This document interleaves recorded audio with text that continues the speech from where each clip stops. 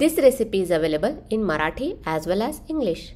For English, see the description below the video to see the ingredients and procedure to follow. Thank you.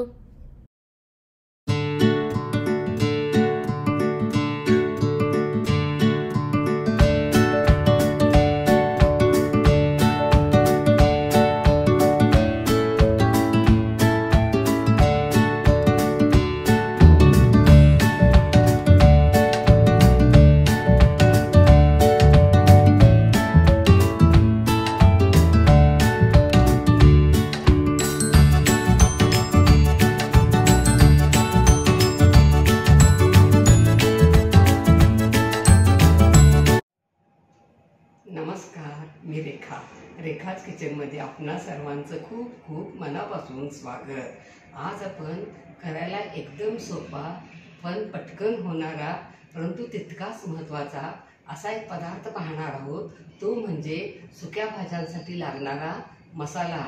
घाई गडबडीच्या वेळी डब्यासाठी असा मसाला करून ठेवला तर भाज्या पटकन होतात आणि रुचकर देखील होतात। हा मसाला घातला तर भाज्यांना इतर कोणताही मसाला घालावा लागत नाही। या अगोदर आपण 52व्या एपिसोडमध्ये गरम मसाला, 103व्या एपिसोडमध्ये गोडा मसाला, 51व्या एपिसोडमध्ये कांदा लसूण तिखट कसं करायचं हे पाहिलं आहे आणि काही महत्त्वाच्या टिप्स देखील पाहणार आहोत।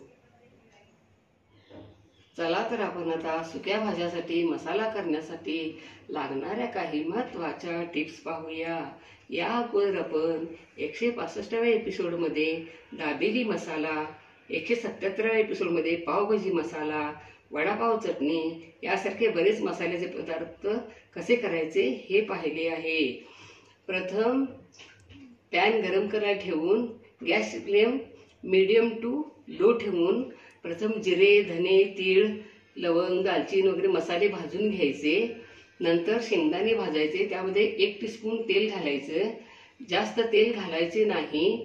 त्यामध्ये नंतर सुकं खोबरं घालून भाजायचे, फुटाणा डाळ घालून थोडं भाजायचे। फुटाणा डाळ भाजलीच असल्यामुळे जास्त भाजावी लागत नाही। नंतर एक एक गोष्टी त्यात ॲड करत भाजायचे आणि नंतर शेवटी काळं मीठ, तिखट घालून मिक्स करायचे। गॅसची फ्लेम बंद करायची। थंड झाल्यावर मिक्सरवर जाडसर म्हणजेच रवाळ वाटून घ्यायचे, जास्त जाड नाही वाटायचे आणि पावडर करायची। हा मसाला हवाबंद बरणी किंवा जिपच्या प्लास्टिक पिशवीत भरून ठेवायचा। वरती 1 महिना ते 1.5 महिना चांगला राहतो आणि फ्रीजमध्ये 2 ते 3 महिने चांगला राहतो। या मसाल्यामुळे सुक्या भाज्यांना बाइंडिंग छान येते आणि जर रस्सा भाजी करणार असाल तर त्याला दाटसरपणा येतो। भाज्या खमंग आणि रुचकर होतात। वांगी, भेंडी, गवार, दोडका, शिमला मिरची यासारख्या फळभाज्यांना वापरता येतो, त्यामुळे भाज्या पटकन होतात। फुटाणा डाळीमुळे रस्सा भाजीला दाटसरपणा येतो। फुटाणा डाळीऐवजी तुम्ही बेसन पीठ वापरले तरी चालते। आपण आता साहित्य पाहूया।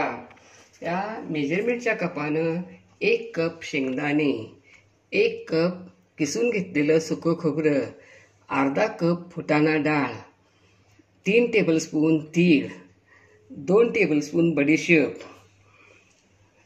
20 ते 25 काळी मिरी, 4 टेबलस्पून जिरे, पाव कप धने, अर्धा टीस्पून काळं मीठ, अर्धा टीस्पून साधं मीठ, 2 टीस्पून लाल तिखट, 20 ते 25 कढीपत्ता पाने, 10 ते 15 लसूण पाकळ्या, 2 तमालपत्री, 1 चक्री फूल, 1 टीस्पून खडा हिंग, 2 मसाला वेलदोडे, 1 टीस्पून मेथ्या, अर्धा टीस्पून आमचूर पावडर, 2 टीस्पून साधं तेल। पॅन गरम करायला ठेवूया। Gas flame medium to low ठेवूया आणि यामध्ये आपण आता प्रथम मसाले भाजून घेऊया। जिरे,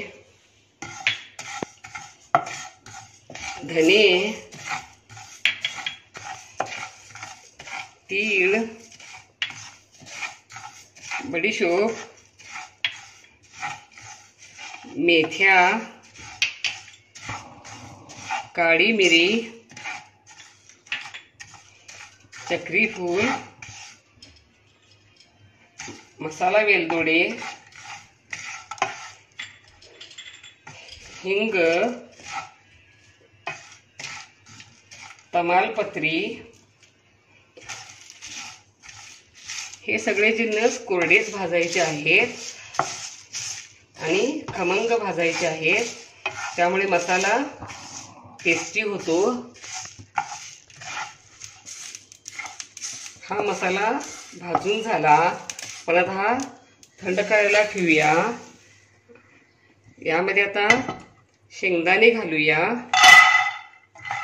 यामध्ये तेल घालूया आणि शेंगदाणे खमंग भाजूया।